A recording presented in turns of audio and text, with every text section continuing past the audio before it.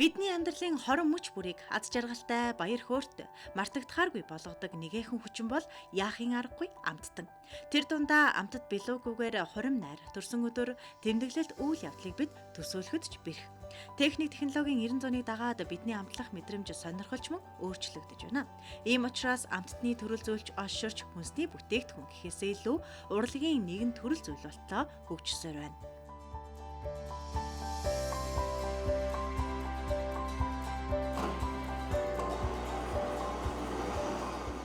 Энэ залууг Дэлгэр сайхан гэдэг. Япон улсад 3 жилийн турш амттан урлалын чиглэлээр суралцаж төгсөж ирснээс хойш өнөөдрийг хүртэл 17 төрлийн биолог хийж олонний дурлах амтыг бүтээгээд байна. Түүний хувьд өөрийн сонгон хийдэг амттны төрлийг Монголдо хөгжүүлэхийг хамгийн ихээр хүсдэг.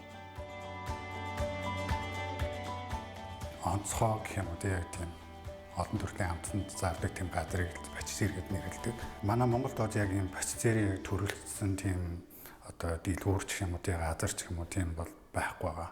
Тэгэхээр одоо яг би Японд сурж байхдаа яг ийм төрлийн газрыг нээх юмс ингэ дотроо их бодод явж исэн. Тэгэхээр яг сургуультай төгсөөд яг энэ мэргэжлэр одоо ингээд өөрийнхөө юмыг бас хийж яваад маш баяртай байгаа. Их олон улсаар аялж явж байхдаа ер нь амттай юм болгоныг ер нь хараад яг ингээд энэ ямар гоё юм бэ гэдэг юм уу тийм яг тэрэн дээр л яг ингээд өөрийгөө яг ийм сурах юмсан гэсэн нэг юм тодорхой нэг юм хүсэл эрмэлзлийг олж авсан.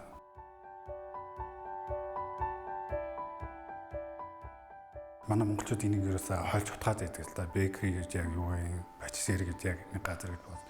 Тэгээ бэкри гэдэг нь болохоор хэвтлэн гурил ордог. Тэгээд одоо манайхаар одоо эсгэгч буюу дороож одоо нэлийн орцсон байдаг. Орцонд нь тэгээ эсгэх процесстэй байдаг. Патиссер болохоор ерөөсөө тийм эсгэх одоо процесс ерөөсөө байхгүй. Ерөөсөө дороож эсгэх ч юм уу тийм орцонд нь ерөөсөө ордгоо. Оронд нь бейкинг паудер ордог ч юм уу тийм. Патиссерийн одоо нөгөө шоколадаа хайлуулахдаа тодорхой хэмжээний температурт хайлуулах гэдэг юм уу тийм. Ер нь жоохон тийм температуртай өөх баригддаг л да. Тэрүүгээрээ илүү ялгаатай. Тэгээд ер нь патиссер илүү кремлэг, илүү олон төрлийн амттай, бэкриг бодоод илүү амттай гэх юм уу да. Түүгээр ялгаатай. 16-17 төрлийн кейк одоогийн байдлаар хийж байгаа. Тэгээ яг миний өмнө яг одоо бэлэн байгаа нь бол нэг 10 төрөл байна. Хүмүүс идэх дуртай гэх юм бол манай тарт байна. Одоо blueberry тарт буюу нэрстэй тарт. Гүзээлцэнтэй тарт.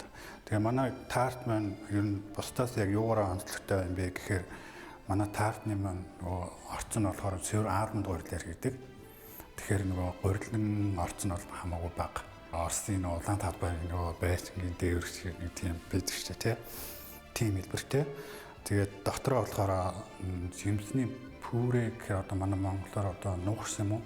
Тэгээд жимсийг одоо ингээд нугслаад дотор нэгээд тэгээд гадна байгаа зүйл нь болохоор нөгөө крем чизийг одоо орцондоо оруулснараа илүү гой зөөлөн бас илүү амттай болгож байна. Доотлох нь яроолн байгаа нь болохоор шоколадтай спонж кейк гэж ярьдаг. Кофе кейк байгаа. Энийг манай монголчууд маш дуртай бас нэлээд авч иддэг. Яг тэгэхээр нөгөө кофений амт, шоколадны амтыг хойснараа юу нь бол гой гайхамшигтай гоё амт гаргасан байдаг. Нилээн өхөөрддөг одоо десерт маань байгаа. Тэгэхээр энэ бол юу вэ гэхээр манай бамбруш байгаа. Теди бамбруш. Тэгэхээр энэ бамбруш бол маань болохоор дотроо браунитэй. Тэгээ гадуураа шоколадны мөстэй. Тэгэхээр их олон хүн ер нь хүүхдүүдтэй ер нь хайртай дотны хүнтэй ер нь бамбрушийг зориулж авдаг байгаа. Үлдээхээ маань ер нь бол нэлээд гоё утга учиртай шүү дээ тийм. Их олон судалгаа хийгдэж ийм кейкийг ер нь гаргасан байгаа. Ямар амтыг би одоо яг хиймээр байна тийм. Тэр тухайгаа эхлээд гаргадаг. Дараа нь өнгө үнцэн дээр яг анхаардаг. Тэр төсөөллөө харж агаад амтыг би өөрөө бичдэг байгаа. Одоо сахар нь хэдэн грамм орох ёстой, крем хэдэн грамм орохжүүл илүү гоё байх уу гэд гараа ажиллагаа их ордог л доо. Жишээлбэл одоо жимснийхаа нугсыг болоод бид нөр өөртөө гараараа одоо яг машинаараа одоо нугслаад бэлэн болгоод амтлаад ч юм уу те ямар нэгэн одоо нэг дэлгүүрийн бэлэн бүтээгдэхүүн ашигладаг болохоор үүгээрээ бас ялгаатай. Орц нь бол ер нь манай Монголд байгаад байдгүй. Ер нь бол Тийм болохоор яг одоо жишээлбэл шоколад ч гэдэм үү те. Одоо бидний хэрэглэж байгаа шоколад бол яг одоо тийм нэлээд сайн чанарын шоколад байх ёстой ч гэдэм үү. Тиймэрхүү байдал.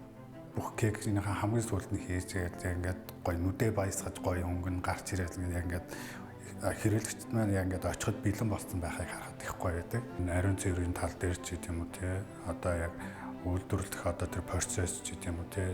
Энэ бүгд дээр бол Японоос маш нарийн ханддаг болохоор ер нь өндөр хөгжсөн гэж үздэг байгаа. Япон ч юм уу бусад улс орнуудтай харьцуулахад бол арай л болоогүй байгаа ч гэсэн манай Монголд бол юм бүхэн л одоо хөгжиж төвшөнтэй явж байгаа гэх юм. Хөгжиж эхэлж байгаа ер нь